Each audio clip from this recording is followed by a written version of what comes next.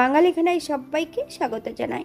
আপনারা তো অনেকভাবে পটলের দোরমা বানিয়েছেন, একবার আমার মতন করে সহজ পদ্ধতিতে আপনিও শিখে নিতে পারবেন ছোট ছোট টিপস সহ। তবে আজকে আমি এখানে পটলের দোরমা বানাবো তেল মশলা কম দিয়ে। চলুন সেটা একবার দেখে নিয়ে যাক ভিডিওর মাধ্যমে। খেতে কিন্তু এতটাই সুস্বাদু হয়েছিল, আপনি একবার রান্না করলে বারবার রান্না করবেন। আশা করছি আজকের ভিডিওটি ভালো লাগবে। সকল বন্ধুদের কাছে অনুরোধ করছি সম্পূর্ণ ভিডিওটি দেখার। এখানে আমি আগের থেকে বেশ কিছুটা পটল নিয়ে নিয়েছি। পটলগুলোর খোসাটা পরিষ্কার করে নেব।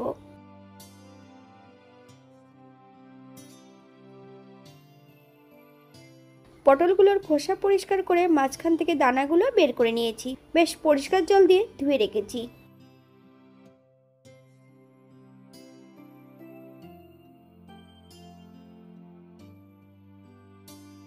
অপর দিক থেকে বেশ কিছুটা ছোলার ডাল আগের থেকে ভিজিয়ে রেখেছিলাম। সম্পূর্ণ ছোলার ডালগুলোর জল ঝরিয়ে মিক্সার বলে নিয়ে নেব। ডালটাকে 80% মতন মিক্সারে পেস্ট করে নিতে হবে। আপনারা এটা শিলেও করে নিতে পারেন।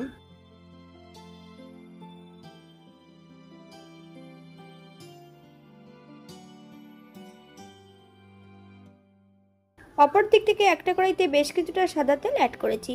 সম্পূর্ণ পটলগুলোকে বেশ মিডিয়াম আঁচে ভালো করে ভেজে নিতে হবে।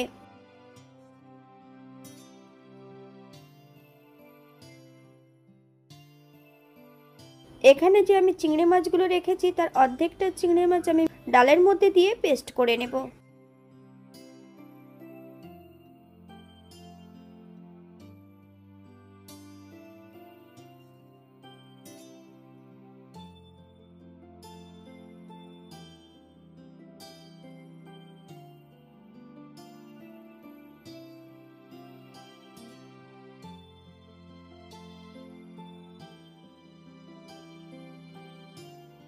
এই পর্যায়ে তেল থেকে সম্পূর্ণ পটলগুলো তুলে নেব।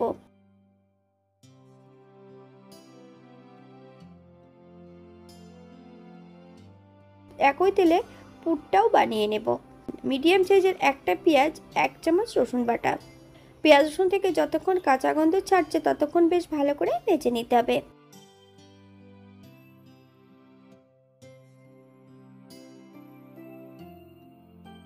হাফ চামচ লবণ, আপনার স্বাদ অনুসারে লবণটা অ্যাড করবেন। বাঙালি রান্না ঘরোয়া উপকরণ দিয়ে আপনাদের যদি রান্নাগুলো পছন্দ হয় তাহলে চ্যানেলটি সাবস্ক্রাইব করে দিয়ে পাশে থাকবেন। পাশে থাকা বেলটি বাজিয়ে দেবেন, নইলে নিত্য নতুন রান্নার নোটিফিকেশন পাবেন না। এই চ্যানেলে পটলের বিভিন্ন ধরনের রেসিপি দেওয়া আছে, আপনাদের যদি পছন্দ হয় তাহলে চ্যানেলটি ঘুরে একবার দেখে নেবেন। এই পর্যায়ে অ্যাড করব বেটে রাখা সম্পূর্ণ ডাল আর চিংড়ি মাছ। বেশ ভালো করে নেড়েচেড়ে মিশিয়ে নিতে হবে।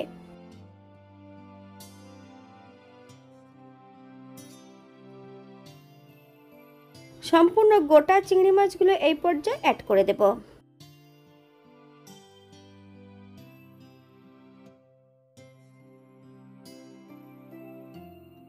হাফ চামচ চিনি, আপনারা একবার স্ক্রিনের দিকে ফলো করবেন।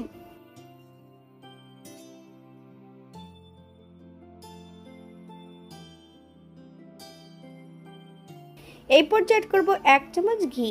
গ্যাসের ফ্লেমটা অফ করে দিয়ে বেশ ভালো করে ঠান্ডা করে নিতে হবে। ঠান্ডা করে নিয়ে সম্পূর্ণ পটলের মধ্যে আমি এটা ভরে নেব।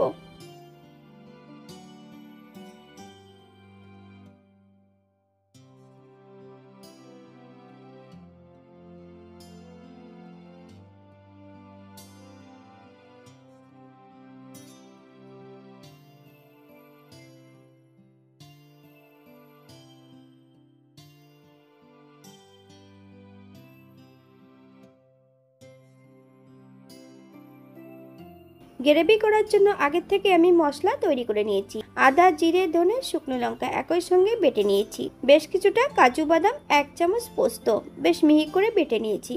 এই পর্যায়ে করব 1 চামচ হলুদ গুঁড়ো, 1 চামচ কাঁচা সর্ষের তেল। মশলাটা বেশ ভালো করে মিশিয়ে নিতে হবে। আগের থেকে কিন্তু আমি গোটা কয়েকটা কাঁচা পাকা লঙ্কা অ্যাড করে রেখেছি।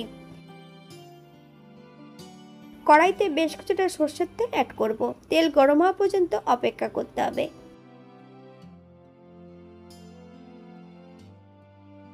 ফোড়নে রেখেছি হাফ চামচ কালো জিরে,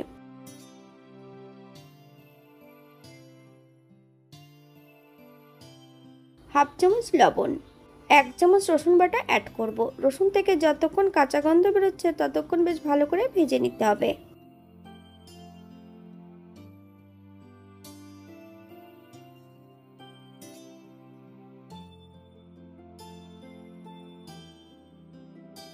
এই পর্যায়ে অ্যাড করব সম্পূর্ণ বেটে রাখা মশলা।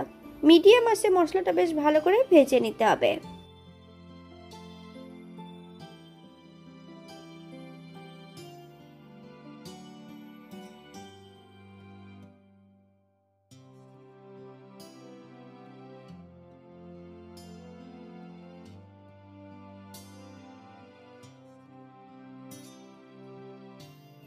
মশলা কষানোর জন্য সামান্য একটু জল অ্যাড করব।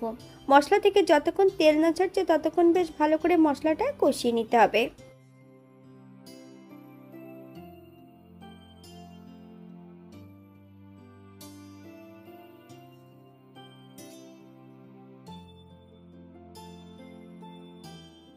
এক চামচ চিনি, আপনার স্বাদ অনুসারে চিনিটা অ্যাড করবেন। চিনি অ্যাড করার পর মিডিয়াম আঁচে বেশ কিছু সময় রান্না করে নিতে হবে।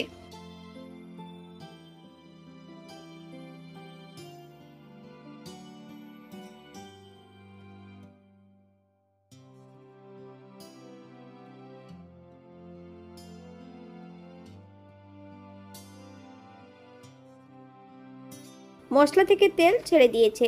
এই পর্যায়ে অ্যাড করব গ্রেভির জন্য হাফ কাপ জল।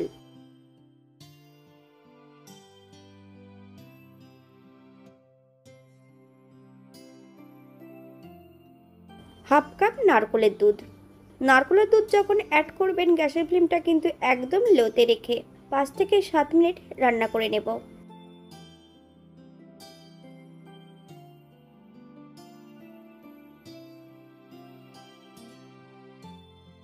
এই পর্যায়ে অ্যাড করব সম্পূর্ণ পটলগুলো। হালকা হাতে নেড়ে চেড়ে পটলগুলোকে সেট করে দিতে হবে।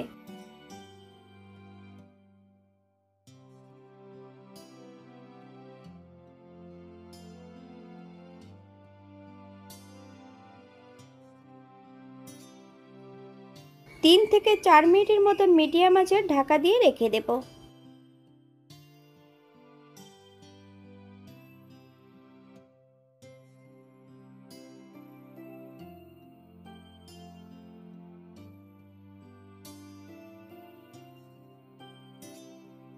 এক চামচ গরম মশলা বাটা, আপনারা যদি পছন্দ করেন তাহলে পরিমাণে বাড়িয়ে দিতে পারেন।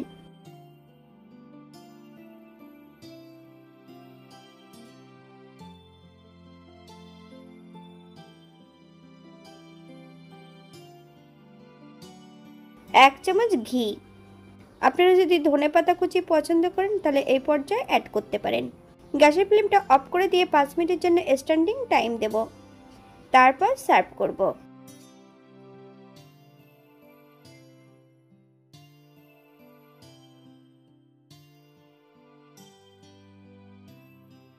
এটা দেখতে যেমন ভারী সুন্দর হচ্ছে, এটা গরম ভাতে খেতে কিন্তু অসম্ভব ভালো। আপনারা বাড়িতে একবার একই পদ্ধতিতে বানিয়ে নেবেন।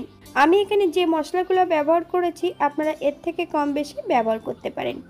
আপনারা আপনাদের পছন্দ মতন মশলাগুলো অ্যাড করতে পারেন। আজকের ভিডিওটি এই পর্যন্ত। সবাই সুস্থ থাকবেন, ভালো থাকবেন। অন্যদিন নতুন রেসিপি নিয়ে আপনাদের সামনে আবার আমি হাজির হব। নতুন ও পুরনো সকল বন্ধুদের অসংখ্য ধন্যবাদ ভিডিওটি দেখার জন্য। হাতে যদি সময় থাকে তাহলে একটা লাইক, কমেন্ট, শেয়ার করবেন।